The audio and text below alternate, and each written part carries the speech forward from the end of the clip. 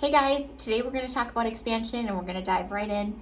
For those who are interested in this treatment option, I just want to give you a little bit of a rundown on what you can expect.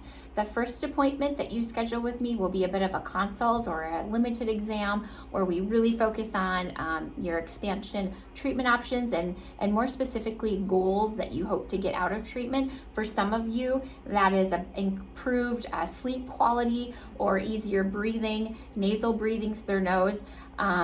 When you expand the roof of the mouth, or the palate is what we call it, you also are getting some expansion in the sinus cavities, which can make sleep and breathing a little bit easier for you.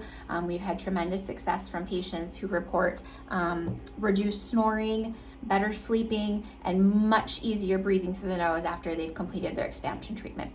For others, it's that they just have limited arch space. Their dental arches are too small to accommodate all of their teeth, and so they have a lot of crowding. And so for some, it's more of an orthodontic treatment. And so we'll discuss your treatment goals and what you hope to get out of it, and then I'll take a look at your dental arches and I'll see if you're a good candidate.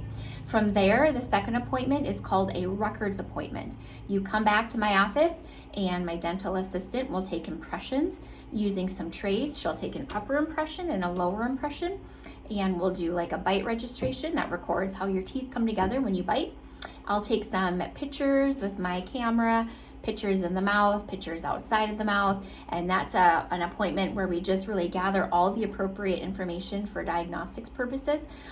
We'll also do a cone beam or a CBCT, and I'm sitting in front of the computer. I don't know if you can see the image on the screen is my son's cone beam, and it's kind of fun. We get to kind of view the patient's airway and we get the measurement of that, so we kind of have a starting base, and we know kind of what we're working with. And from that cone beam, I actually am able to extrapolate what's called a Ceph image from that, and from that Ceph image I'm able to do a Ceph analysis. And here is a picture. I don't know if you guys can see that. It's probably not the right orientation. So I apologize that I'm not technically savvy. So anyways, this just shows you a glimpse of what we do. We do a little sketch and we're able to come up with different measurements. Sorry, it's backwards.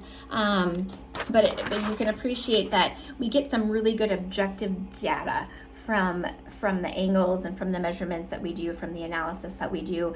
We come up with some determinants, some skeletal determinants that tell me, how far posteriorly is your maxilla, how far posteriorly is your mandible, how much width do we need to gain? Because we have this list of ideal measurements, and then we're able to kind of hold up your measurements against the ideal measurements, and it kind of tells us how far are we away from ideal. And then based on the numbers, based on the objective data, it gives me a bit of a roadmap to determine which appliances to use and how long your treatment time should be. And it really helps guide the treatment.